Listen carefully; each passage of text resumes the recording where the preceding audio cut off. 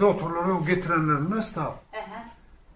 Aynı sen adam olmadın, akadar deyip demediler. İki oğlan öyle berk getirenler, 3 gün tenistayda taklar ve zamolya deyip demediler.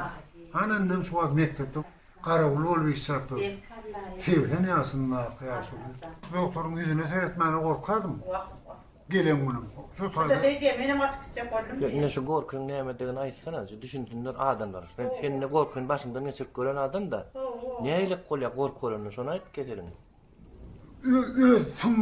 Onu var ya, özüm erkinde de tümünde olanlar mı ne hemen ayrı diyorlar, o ayrıp olanak yani.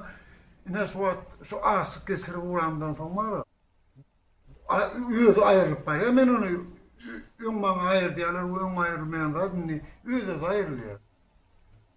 Sonra atılan ben var ya, zordan okuyadım yani, bir okuyam zaman kaplarımda yani, telefon canmelde de var ya. Titkinip sonra özüme korku eliyordu. Ben hiç onu içe kol veremekti. Şu an yürek var yakamam, yerimden biri şey edip nime diyelim.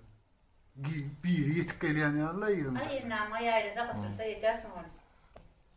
Teyap olan kuyudiyen kurumlara düşünülemem. O düşünecek ol, killemde fikir ediyen.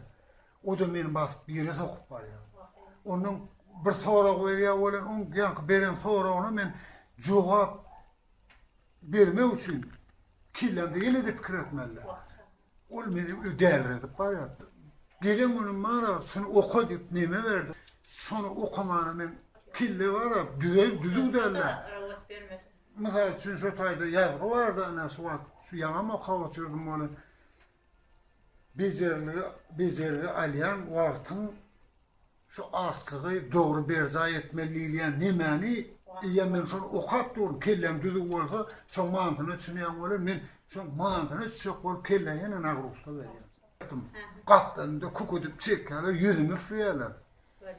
Ama bir mindim sen çelimsen, onu öyle baktım öyle neydi. Benim için çıkamakta diye de böyle ay ananızı bilemek, anne solar olay.